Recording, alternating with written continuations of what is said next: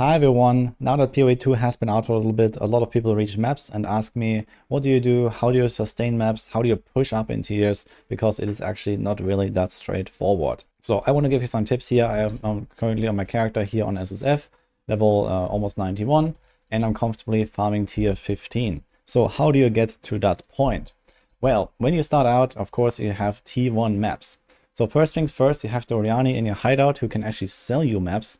So try to make use of that. It costs relatively little gold. So in case you are running out of maps very early on, then you can actually just buy some of them. I think it goes up all the way to tier 5. So keep an eye out for that, because I noticed, especially early on, it was quite difficult to push higher and it gets better later on. So keep an eye on this here. The T1s are infinite, but the others are kind of like one-time purchases. Another thing is you can also upgrade maps with the reforging bench. So when you have, let's say, some tier 13 maps here, I'm just going to take those. You can just like throw them into the mixer, and then you can do 3 to 1 to one higher tier like this, and boom. This is also something you can do with your low level maps. Now you can't really, go from like T1 to like tier 8 of that or something, because you need like a ridiculous number.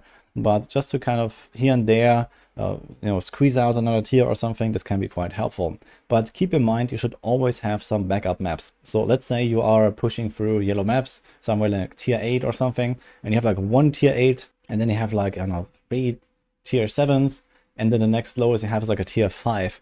I would probably not get rid of my tier 7s, because something might go wrong in the tier 8 run, you might die, or maybe just don't get a drop of the same tier again. This happens quite often, and then you're all the way down to like tier 5s again. This happened to me quite often at the start, until I realized how I can sustain better. So always have a backup map of maybe a lower tier or so. But if you have too many of those, especially once you have grinded a little bit, you can start converting them up, and this will help you to actually push higher as well. Now, another thing is the maps themselves. So you can always look out for certain modifiers on these maps. So you see here these little icons. What I noticed, what is really valuable, are boss maps. So at my point right now, I am farming like bosses that have like tier 18 or tier 19 equivalent, because I buffed them through the extra difficulty levels on the passive tree. So you see here I already have like a lot of the stuff unlocked that gives a plus map boss difficulty, and this basically juices up those boss drops quite a lot. In addition, I also have the deadly evolution here that makes them even more juicy, and it's not uncommon for me to get 2 tier 15 map drops when I do like a tier 14 or tier 15 map or something like that with a boss. So keep an eye out for the bosses. So there's this little icon here on the left, and this is always really valuable for map drops. So they are basically an entire map that can drop waystones, but also the boss drops extra waystones, and most of the time they're pretty high level. Especially keep an eye out for those maps that already have the +1 to extra level. This is like this red icon here. This is a corruption, which is relatively deadly, so beware of that. So there's like extra demons that spawn. It's like beyond in PoE 1. Yeah, and this also buffs the map boss, of course, so he becomes a bit harder. But if you can try to do all those bosses on like very high levels, then you can actually get a lot of map drops here. You can also juice up those maps even further with the irradiated effect. So this is the icon here on the left on the augury map. So in this case, we actually have +2 levels to this map. So if I run a tier 15 here, this will actually be a tier 17. And then if this was here, this would actually be a tier 20 boss. So it's almost guaranteed it's going to drop 1 or 2 waystones of tier 15 for me, for example, because he's just so much higher than, the highest possible waystone drop. Tier 15 is the highest. And this just boosts the overall waystone drop tiers, so you can sustain the higher tiers more easily. And you can do exactly the same thing in the early maps. So even if you're like in tier 5 maps or tier 10 maps or something like that, the same thing applies, and you can actually get pretty high waystones. And the higher tiers you can farm, the more higher waystones you get, of course. Another thing I noticed, that if you can handle it with your build, is to just kind of try to go like for like a really juicy high tier map that is not too deadly, even if it's kind of like out of your league a little bit. Let's say you're somewhere in like tier 8 maps, but you find like a tier 10 waystone. You could try to run it like very carefully and safely, because this higher map tier just allows you a larger range of waystone tiers to drop, and like this you might get lucky and you might get a few of those tiers you actually want. If you're doing tier 8s, then yeah, do this one run on a higher tier, and maybe you get like 2 or 3 waystones back that actually have tier 8, tier 9 or something like that. And then you can go down to those tiers that you actually want to complete for your quest. I don't have it anymore because I'm already done with it. So I went all the way to tier 15 maps and I've done all the quests. But you have this, complete 10 tier 1 maps, complete 10 tier 2 maps, and so on. So I always want to try to stick to those tiers roughly. So so as to not overdo it with your character and potentially die too much. But doing like 1 or 2 runs here and there that have a higher waystone tier can allow you to build a bit of a pool of waystones. Then we also have the waystones rolling. So you see here there is this waystone drop chance as a mod on the item. This is based on the suffixes that you roll on your waystones. So you can make them magic or rare. So usually you want to run them at least as blue version, and you try to look for modifiers that are not really too deadly for you. So depending on what you can handle, you can try to juice them up a little bit more. But this waystone drop chance is based on how difficult the map is. In some cases I have modifiers like this one here. I don't really care about this downside of monsters having extra freeze build up or ignite chance or something like that. So this is a very easy mod, for example. And this would even be a case where I would consider regulling my waystone or potentially even exalting a waystone. I've done that when I was like really down bad on waystones, and I just made them like really juicy, and then you can get something like 200%, 300% waystone drop chance. You see this one here, for example. So this has actually 3 downsides, and each of those downsides adds to the waystone drop chance. So if you feel like this is already a somewhat easy one, then you can try to add extra suffixes, and like this you get a lot more waystones. It seems that other than those waystone drops, you don't actually really get any benefit for adding those downsides. So it kind of comes down to how easily can you handle those map tiers with those modifiers. There is certainly a large range of modifiers that affect your build in various ways. So some are not like the others. It also depends on what build you are playing. So here, for example, the extra fire damage is like a very easy mod because it's also reduced by your resistances. If you have cap res, that's easy peasy. The poison might not be such a problem, but for example, the 50% elemental resistances can make stuff really tanky. So you want to consider maybe adding some extra pen or some curse that reduce the elemental resistances in those maps, for example. But there's others that also become very deadly. There's like turbo and crit and minus max player resistances. This stuff is very deadly, especially in the higher tiers. There's some pretty crazy mods that you can get, or some that potentially just make your build kind of turn off, like something like this here, for example, or nearly turn off, let's say. If you are heavily reliant on cooldowns, then something like this might be a struggle, and you can't really reroll those mods. So you have to be careful with which maps you use. Then we also have the precursor tablets. So this is another form of juicing, and this also helps you to sustain your maps even better. So all over the map you have these towers here. So you can run these, and usually I kind of like rush through them and don't actually full clear those maps compared to regular maps that I generally full clear because, you know, they're like high tiers. I try to get as many map drops as possible. But those towers, yeah, they're kind of annoying, and you kind of just like rush through. There's not really much going on in those towers. There's no leak mechanics and these kind of things. So I usually just use my lower tier waystones to just rush through the tower in like 1 or 2 minutes, and then you can use those tablets here. And what I've found is that Expedition is relatively juicy as well for map drops. I'm not really so sure about the other leak mechanics. So maybe if you have like Giga AoE clear, Breach could be good or so. Ritual didn't really seem too impressive so far, but Expedition actually does drop maps relatively often. So if you have those, I would recommend running some Expedition encounters.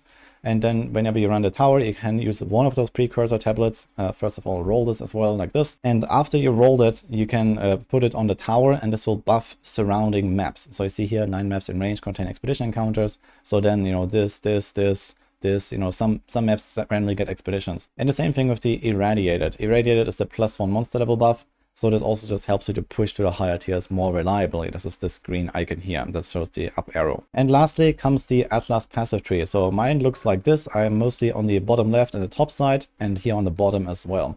So the one thing that I went for was mostly just extra monsters. So here's more rare monsters, more magic monsters, there's pack size and all this kind of stuff. So I took this stuff relatively early.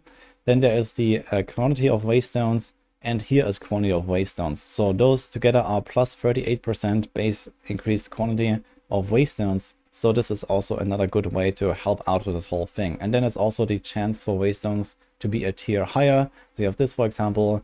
I took the essence here because why not? And there's also here increased number of monsters. So just like more monsters, more elites, and more waystones. So it's kind of like what I did here to sustain my maps. And you see here, this is 30 out of 30. This is all I got. There is also increased item quantity, but I don't think this actually applies to waystone drops because they are specifically called out as extra waystone drops on, you know, the stat here, for example. So I'm not sure if that helps, but maybe later on, once you have like a large pool of maps, you do get to the point where you can kind of sustain tier 14s and tier 15s all the time, but yeah, I'm not quite there yet. So eventually I might respec this a little bit. And to give you a real world example of what this actually looks like when I'm mapping myself, you see here I have like a relatively healthy pool of like 6 tier 14 maps currently, and now I would kind of like push here to the left because I want to go up here. So I would start with this map here. This already is relatively juiced with the +1 from the corruption and the boss, and in that case I would probably just run like a very easy tier 14 map. So you want to make sure that especially when you fight bosses, it's not really a too hard map, especially when you already have like plus extra boss levels from this tree up here, which you unlock very late when you're like farming tier 15s. You can get these extra boss difficulties. But in that case, tier 14 is totally fine to give me tier 15 map returns. So most likely I'll run this and get 2 tier 15s back. But let's say something goes wrong and I actually die to the map boss or something like that, then I will not get those map drops, and my map is also lost. So I have to run the same map again in order to kind of push through this here to go to the other side. I mean, I could also go, for example, the top side here, but let's say I want to go through this path, then I have to run another map, and I might not get anything back after you died, because when you die, all of the mods on the map disappear. All the bosses disappear, the league mechanics, the corruption, everything is gone. It's just a blank map looking exactly like this. So I really want to make sure that you don't die, and especially in those really important maps, let's say, that have bosses and are juiced in some ways, you want to make sure that you run rather easy ones. So in my case, I probably would like to avoid this tier 14 map here that has the extra damage and the extra res, because everything is going to be giga tanky for my build, because I'm doing full fire damage, for example. And maybe I would rather run something like this here, even though I have the less waystone drop chance.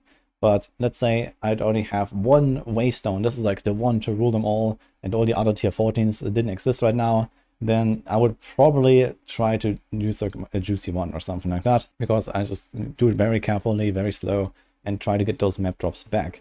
But of course, something can go wrong every time. And then with that tier 15 that I get from this, I would probably go to this one here, even though this is like a kind of crappy map. I hate augury. But it is double juiced with the +2 levels. So in that case, you can get like really good XP, really good loot, and a higher item level bases and so on. So I would probably also play this somewhat carefully. And then I would probably kind of go for this here. This is an easy one, just kind of rush through and go all the way down here. And then you have a hideout.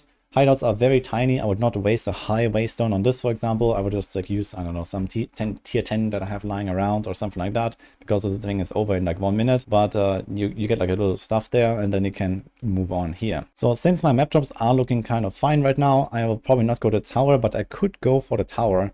And then, for example, put this expedition thing here, so I get even more stuff out of those maps. So I might actually do that by the time that I actually run those maps here when I log in. And then we have even more stuff with those expeditions, and then we're probably going to get a pretty healthy pool of maps.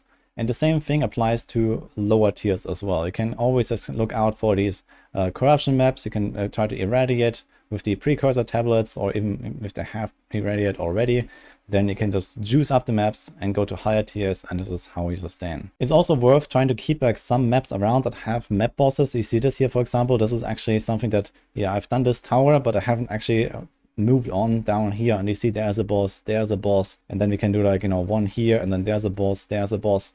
So in case I ever run low on map drops, I could actually just like do like 5 bosses in a row here or something like that, and kind of like move on through this side here. But I kind of want to push into this direction because I'm looking for these citadels here, trying to complete the pinnacle encounter at some point, and these things are really hard to find. So in that case, I'm kind of like pushing the Atlas as far as I can in one direction, even if the maps are somewhat suboptimal. But if you feel like you're kind of like running low on your maps, then you can always go back and do another path that is like a bit more juiced up than just kind of like, you know, raw maps that don't really have anything, like here and here and, you know, here. All these maps that don't have anything. There's no boss, there's no league mechanic, no corruption. So you can generally just expect less drops there. And if you feel like in danger of running low on maps, then you can just go back and try to look for some other paths that are a bit more juiced. And that's also about it for what I have to share here with this video. So this is how you push up the maps, how you sustain the high tiers in the end game. I'll keep you guys posted with more stuff that I find out.